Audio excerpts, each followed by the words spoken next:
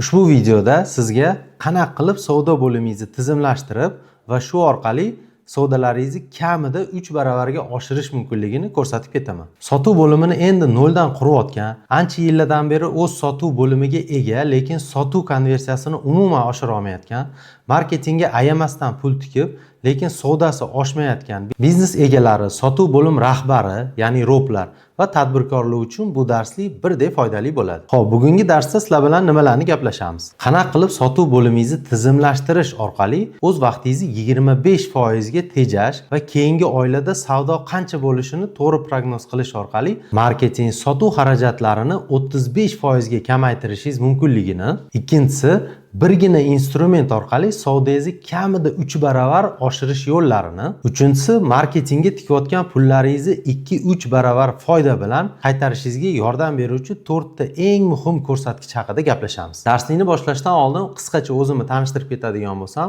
ismim Ahror Davronov, sotuv bo'limlarini qurish, ularni tizimlashtirish bo'yicha ekspertman. Bu sohada 7 yildan beri faoliyat yuritib kelaman. Shu kungacha 20 dan ortiq kompaniyalarni sotuv bo'limlarini qurish va ularni tizimlashtirishga yordam berdim. Shaxsan o'zim ham 0 dan 4 ta kompaniya qurganman. Ularni savdo bo'limlarini tizimlashtirish, rivojlantirish bo'yicha o'zim shug'ullanganman. Oxirgi kompaniyamda bir vaqtda o'zida 60 ta xodim bilan ishlab, umumiy aylanma oborotni 25 million dollardan oshirdik. Mana bu yerda men bilan birga ishlagan tadbirkor va bizneslarni ko'rishinglar mumkin. Shaxsan o'zim 25-yil boshida 0 dan yangi kompaniya qurdim. Bu kompaniya avtomatik rollstavni darvozalarini ishlab chiqarish, ularni o'rnatish va ularga servis xizmatlari ko'rsatish bilan shug'ullanadi va albatta kompaniya o'zimniki bo'lganligi uchun sotuv bo'limini o'zim tizimlashtirib, o'zim 0 dan qurdim. Mana shu kompaniyani 1 yildan beri boshqarib kelyapman.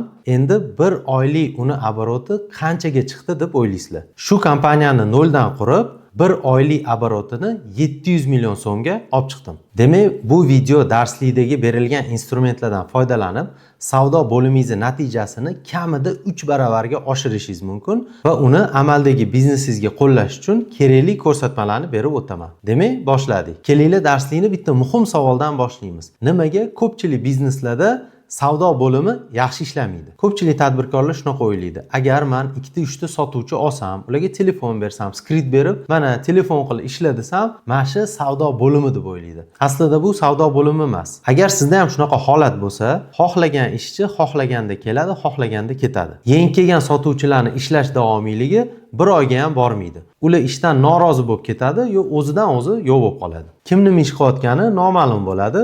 Tizimli savdo bo'limi bundan ancha farq qiladi. Xodimlarda reja va nima qilish haqida aniq tushuncha bo'ladi. Oylik planlar bajariladi, qaysi ko'rsatkichlar ustida ishlash aniq bo'ladi. Agar savdoda tizim bo'lmasa, biznesda quyidagi muammolar yuzaga keladi. Mijozlar yo'qoladi, menejerlar har xil ishlaydi, savdo prognoz qilinmaydi va savdo bo'limi rahbari proseslarni umuman nazorat qila olmay qoladi. 1 oy savdo bo'ladi, 2 oy savdo bo'ladi, lekin bora-bora savdo tushib ketadi. Rahbar bo'lsa, muammo qayerdan kelib chiqqanini bilmaydi. Shuning uchun savdo bo'limini qurishdagi eng birinchi vazifa bu tizim qurish, ya'ni har bitta prosesni oldindan yozib chiqish. Savdo tizimida har bir jarayon belgilangan bo'lishi kerak. Masalan, mijoz qayerdan keldi? Menejer u bilan qanaqa gaplashdi? Mijozga qanaqa taklif berildi va qayta aloqa bo'ldimi, yo'qmi? Statistika bo'yicha mijozlar mahsulotingizni xarid qilishi uchun o'rtacha 6 ta kontakt kerak, ya'ni 6 ta kasaniya deyiladi. 2 ta qo'ng'iroq, 2 ta yozishma va 2 ta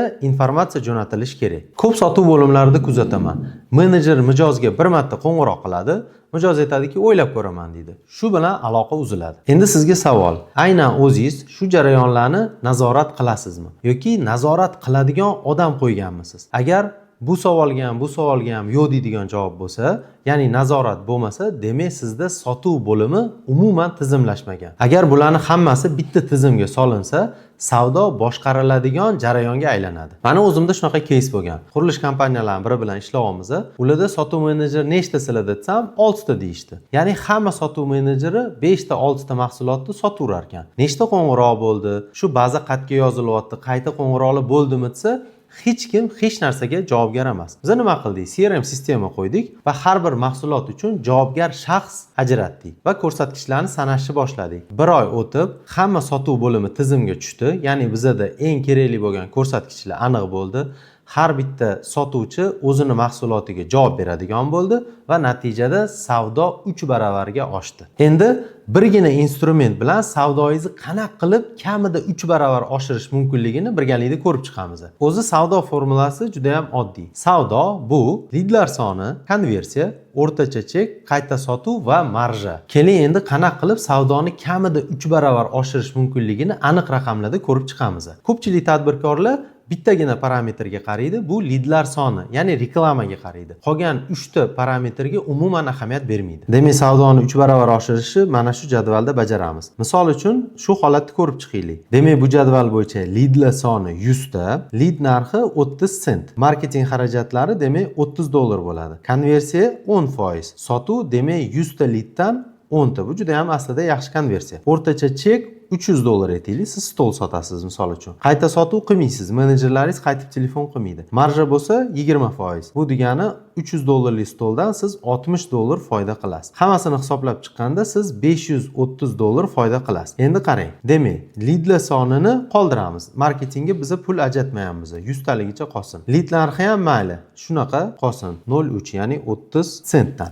Marketing xarajati ko'rib turganingizdek o'zgarmayapti. Endi bu yerda sotuv bo'limiga o'tamiz. Bu yerda konversiyani oshiramiz. Ya'ni menejerlaringiz bilan gaplashib, ularga mahsulot haqida to'liqroq fikr berib, yaxshilab obucheniya qilasiz va konversiyani 10% dan 20% gacha oshiramiz. Endi ko'rib turganingizdek, siz 10 ta sotuv bo'lmayapti-da, 20 ta sotuv bo'lyapti. Endi o'rtacha chek haqida gaplashsak. O'rtacha chek degani bu bitta stol, misol uchun 300 dollarlik stol. Endi menejerlarga chiroyli taklif berishni o'rgatasiz va upsell qilinadi. Ya'ni stolga qo'shimcha yana 80 dollarga yoki 70 dollarga tumba qo'shamiz. Shu orqali 300 dollarlik mijozimiz 380 dollarlik mijozga aylanadi. Endi qayta sotuv. Siz bazingizni ko'tarib chiqib, hammaga boshqatdan qo'ng'iroq qilib, oldin olgan mijozlar ularga qayta sotuv qilasiz, chiroyli taklif berish kerak bo'ladi va qayta sotuv oldin 0 edi, aytaylik 10 tadan 2 tasi qayta yana qo'shimcha narsa sotib oldi. Bu 2 deb yozamiz. Endi o'rtacha chekni oshirgandan keyin ozgina usluga hisobidan marjani ham oshiramiz. Unaqa ko'p emas, aytaylik 22% ga. Ko'rib turganinglardek, 1 oy oldin siz 530 dollar foyda qilyapsiz. Marketingga umuman pul ajratmasdan faqatgina instrumentlarni ishlatgan holda 1809 dollar foyda qilishingiz mumkin. Shuni tushunish juda ham muhim. Savdo bu san'at emas. Savdo bu matematika. Agar siz raqamlarni bilsangiz, savdoni boshqarishingiz mumkin. Agar bilmasangiz, savdo tasodifga aylanib qoladi va eng yomoni marketingga ishlatgan hamma pulingiz siz xohlagandek effekt bermaydi, ya'ni foyda bermaydi. Hozirgi kunda bozorda raqobat oshib ketayotganligi tufayli lidlarning narxi qimmatlashib ketyapti. Buni o'zingiz ham ko'rayotgan bo'lsangiz kerak. Bu nima degani? Ya'ni vaqt o'tishi bilan lidlar narxi qanchalik qimmat bo'lsa, marketing xarajatlari shunchalik katta bo'ladi va foydangiz borgan sari tushib ketadi. Savdo oshish uchun ko'pchilik ahamiyat bermaydigan, lekin o'z biznesidan foyda olishni maqsad qilgan har bir tadbirkor sanashi zarur bo'lgan ko'rsatkichlarni ko'rib chiqamiz. Ko'pchilik tadbirkorlar savdo bo'limini boshqarishda faqatgina bitta narsaga ahamiyat beradi. Bu ham bo'lsa, qancha sotuv bo'ldi. Lekin professional kompaniyalar savdoni faqat natija orqali emas, balki bir necha parametrlar orqali boshqarishadi. Ya'ni ular savdo jarayonidagi asosiy raqamlarni kuzatib borishadi. Agar siz shu ko'rsatkichlarni bilsangiz, siz savdoingizni to'liq boshqara olasiz. Agar bilmasangiz, savdoingiz yo tasodifga aylanadi yoki o'zingiz xohlagan natijani bermaydi. Keling endi savdo bo'limida muhim bo'lgan bir necha ko'rsatkichlarni ko'rib chiqamiz. Birinchisi bu lidlar soni. Bu sizga kelayotgan potensial mijozlar soni. Masalan, bir oyda sizda 100 ta lid bo'lish mumkin. Agar shu ko'rsatkichni oshirsangiz, savdo qilish imkoniyatingiz ham oshadi. Ya'ni siz o'z mahsulotingizni 100 ta odamga emas, 300 ta odamga taqdim qilishingiz mumkin. Shuning uchun tadbirkor har doim bitta savolni o'ziga berish kerak, ya'ni bu oyda menga qancha yangi mijoz keldi degan. Ikkinchi ko'rsatkich bu konversiya. Konversiya degani bu lidlardan, ya'ni potensial mijozlardan nechta odam sizni mahsulotingizni xarid qildi. Mana shu ko'rsatkich. Ya'ni konversiya sizda 10% degani 100 ta odamdan 10 tasiga sotdingiz degani. Masalan, sizga 100 ta lead keldi. Undan 5 tasiga siz mahsulotingizni sotdingiz. Bu degani 5% lik konversiya. Agar siz menejerlaringiz ishini yaxshilasangiz, ularga skript yozib bersangiz va savdo jarayonini to'g'ri nazorat qilsangiz, konversiya ko'rsatkichi oshadi. Bu esa savdoni sezilarli darajada oshishga olib keladi. 3-ko'rsatkich bu o'rtacha chek. Bu har bir mijoz sizdan o'rtacha nech pulli mahsulot olayotganini bildiradi. Masalan, agar sizni o'rtacha chekingiz $100 bo'lsa, siz mijozga qo'shimcha takliflar berish orqali o'rtacha chekni $120 yoki $130 qilishingiz mumkin. Bu orqali savdoingizni sezilarli darajada oshirasiz. 4 va eng muhim ko'rsatkichlardan biri bu qayta sotuv. Ko'pchilik tadbirkorlar yangi mijoz topishga ko'proq e'tibor beradi va marketingga ko'p pul sarflaydi. Lekin eski mijoz bilan ishlashni umuman unutib qo'yadi. Aslida eng oson sotuv bu eski mijozlarga qayta sotuv qilishdir. Agar siz eski mijozlar bazasi bilan to'g'ri ishlasangiz, ularga to'g'ri taklif bersangiz va aksiyalar qilsangiz, savdoingizni 2-3 baravar oshirishingiz mumkin. Shuning uchun har bir tadbirkor ushbu 4 ta ko'rsatkichni aniq bilishi kerak. Bu raqamlar quyidagicha: oyiga nechta lead kelyapti, konversiya necha foiz, o'rtacha chek qancha va qayta sotuvlar qanaqa ishlayapti. Agar siz shu ko'rsatkichlarni nazorat qila olsangiz, savdo bo'limini ham nazorat qila olasiz. Endi sizlar uchun yakuniy top 3 ta maslahatim. Birinchisi, yuqoridagi nazariy bilimlar bilan cheklanib qolmang. Ularni albatta amaliyotga tatbiq qilish kerak. Hozirgi kunda ko'pchilik tadbirkorlar juda ham ko'p bilimlarni olishadi, kurslar ko'rishadi, videolar ko'rishadi, lekin uni amalga tatbiq qilishmaydi va shuni natijasida hech qanaqangi o'zgarish bo'lmaydi. Siz ham olgan bilimlaringizni darhol o'zingizning biznesingizga tatbiq qiling. Faqat shundagina ular siz xohlagan natijani beradi. Ikkinchi maslahat bu darhol natija kutmang. Ko'pchilik tadbirkorlarning xatosi ham shunda. Ular darhol natija kutadi. Bu xuddi zalga endi chiqishni boshlayotgan odamga o'xshaydi. Bir xil odamlar bor, zalga 1 hafta, 2 hafta, 1 oy chiqadi, natija bo'lmayapti deb tashab ketadi. Lekin ba'zi insonlar bo'lsa, zalga chiqishni boshlaydi, tashamaydi. Asta-sekinlik bilan, disiplina bilan, tinmasdan qanaqa ob-havo bo'lishidan, qanaqa nastroyeniya bo'lishidan qat'iy nazar chiqishadi va ular bir necha oydan keyin juda ham yaxshi natijalarga erishadi. Biznes ham xuddi shunga o'xshaydi. Pul tikdingizmi, natijasini darhol kutmang. Va 3-maslahat, eng asosiy etap nima desanglar, bu o'zingizga bitta mentor, ustoz topinglar. Ya'ni bo'lajak xatolardan sizlarni to'xtatib qoladigan va sizlarni shu orqali pulinglarni tejaydigan, to'g'ri yo'l ko'rsatadigan odam bu mana shu mentor, ustoz bo'ladi. Men o'z misolimda aytaman, bizning kompaniyada shunaqa holat bo'lgan. Minglab leadlar tushardi, u leadlar bilan 5 ta menejer ishlardi. Va ular telefon qilganda, albatta ularning orasida sifatsiz leadlar chiqib qolganligi uchun menejerlarda выгорание deyiladi bu. Ya'ni hafsalasi pir bo'lib ketardi ishdan va savdo juda ham past bo'lardi. Ustozim kelib bu holatni ko'rdilar-da, oddiygina yechim berdilar.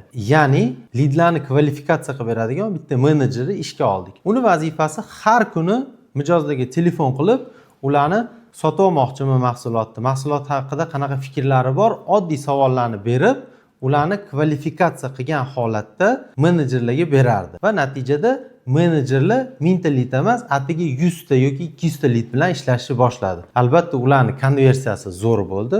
Shuni oqibatda sotuvlari oshdi va motivatsiyasi ham juda ham yuqori bo'ldi. Ya'ni nima demoqchiman? Ustozimning bergan birgina maslahati firmaning savdosi ancha oshishiga sabab bo'ldi. Demak, qisqacha bugun nimalarni ko'rib chiqdik? Sotuv bo'limingizni tizimlashmagani biznesingizning asosiy muammosiligini bildik. Savdoingizni 2-3 baravar oshirishga xizmat qiladigan 4 ta ko'rsatkichni ko'rib chiqdik. Agar siz darslikni shotigacha ko'rgan bo'lsangiz, demak sizning biznesingizda va sotuv bo'limingizda aniq muammolar bor. Yuqoridagi bilimlarni qanaqa qilib o'z biznesimga tatbiq qilib va shuni natijasida savdoyimni 2, 3 va undan ham ko'proq baravarga oshiraman deb o'ylayotgan bo'lsangiz, buni eng oson va tez yo'li shaxsan o'zimdan birga bir konsultatsiya olish. Birga bir shaxsiy konsultatsiyaning narxi aslida $300. Lekin darslikni shotgacha ko'rgan odamlarga bu mutlaqo bepul.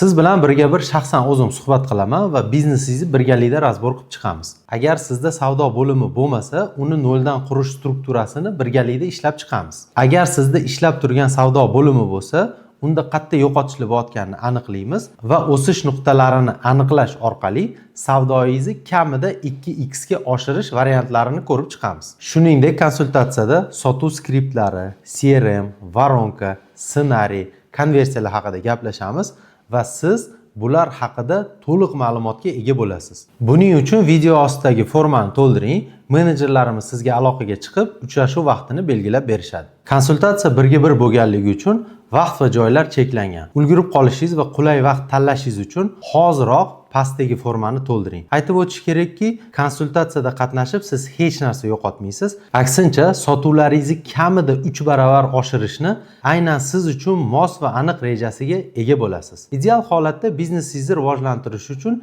eng muhim qadamni tashlagan bo'lasiz.